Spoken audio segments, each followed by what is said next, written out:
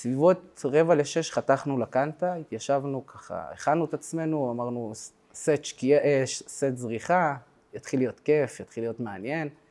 ממש שמענו כבר את האומן עולה, אני לא אשכח כבר, הכנו כוסות, הכנו זה, באנו לצאת, פתאום בום, אתה מקבל מטח של טילים, משהו כמו 200, 300 טילים. פתאום אני רואה משהו כמו 17 שוטרים מתחילים לרוץ מצד שמאל לכיוון צד ימין. כאילו אנחנו היינו באמצע, היה פה שביל לכיוון הכביש, ופשוט פה עצים יער, מפה השוטרים מגיעים, אני גם אומר לחבר שלי, צלם את זה, תראה, כולם עם מקדחים שלופים, יש פה מחבל נראה לי. אמרתי לו, דודו, אל תיסע, יש שם ירי. פתאום אני רואה רכב טס על איזה 80 קמ"ש, רכב אדום, ניסן, אני לא אשכח, שבור לו כל הקדימה, והדבר הראשון שעולה לי לראש זה כאילו, דודו, הבן אדם דלוק, תיזהר, הוא נכנס לפאניקה שלא ייכנס בך. טוב, באמת הוא מסתכל, לא עובר 3 שניות, בום, מטיס אותנו לצד. דודו יוצא בעצבים, אני בא לצאת, רואה פתאום את כל השמשה מחוררת.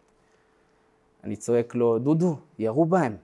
אנחנו רצים לרכב, פותח את הדלת, נופלת לי בחורה עם חור בישבן, ואם אני לא יודע, זה היה חור בחזה, היה לה 2 חורים. נבהלתי מהסיטואציה, היינו צריכים להוציא אותה, הוצאתי, אבל נבהלתי ואמרתי, אוקיי, מה עכשיו? התחלתי לרוץ. עכשיו, רצתי בעמוק משהו כמו 0.5 קילומטר של פקק של רכבים. אני מנסה להגיע לכוחות ביטחון, אמבולנס, שאמבולנס לא יכול לעבור בכלל בצד השני. ועל הדרך אני כאילו צועק לאנשים במסיבה ברכבים, צאו, יורים עלינו, יורים, תצאו. אנחנו לא מסיימים את המשפט, מקבלים מטח יריות. פעם. מתחילים לברוח לאמצע זה, לכיוון הרכב שלנו. אנחנו מגיעים לכיוון הרכב, כמו בסרטים. מטח ירי על כל הרכבים, פה.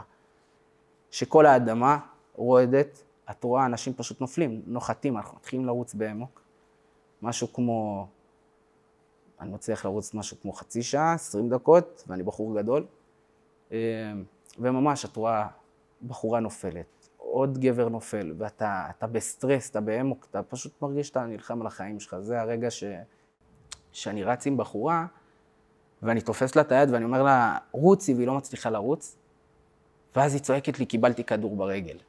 עכשיו, אתה באמצע ריצה בעמק, ואתה גם מקבל את זה, אתה לא רוצה לי אפילו להסתכל, אבל אתה מסתכל רגע, ואני רואה את הרגל מדממת.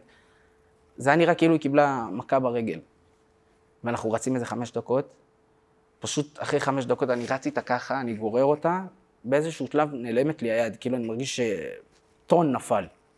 אני מסתכל, אני רואה אותה על הרצפה, אני לא היה מרחק גדול, אז לא היה יותר מדי לחזור, אני פשוט מתקרב אליה, אני עושה לה, בואי. ואז אני רואה את הרגל פשוט לא במקום. ואתה אומר, איך היא רצה ככה 5 דקות? הרגל לא במקום, אין מה להחזיר, כאילו, הרגל לא במקום, הרגל ככה. איך היא רצה את זה?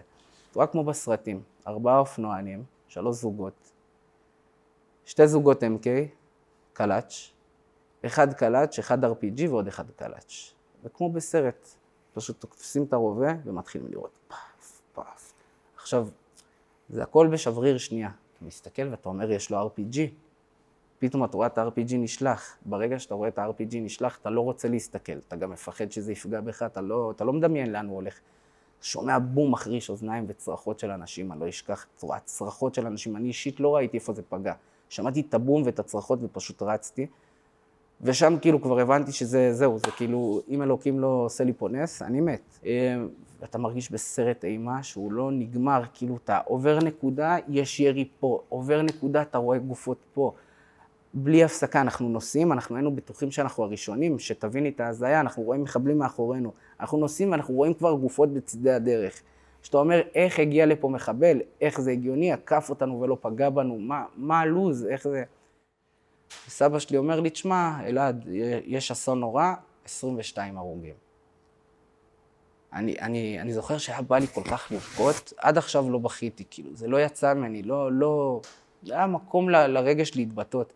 אני זוכר שרציתי לבכות והסתכלתי עליו, סבא, יש לך מעל 300 הרוגים, הנה עכשיו יש לך 300 הרוגים, אני ראיתי את זה בעיניים. סבא שלי אומר לי, מה פתאום, זה לא הגיוני, אני הייתי במלחמת יום כיפור, כאילו, אני ראיתי, סבא, היום מתו 300 אנשים, אני ראיתי אנשים מטווחים, ראיתי אנשים מקבלים כדורים בראש, סבא. ואני זוכר שסבא שלי לא מאמין. סבא שלי אומר, אלעד, כתוב 22, אני אומר לו, סבא, היום יעלה ל-400.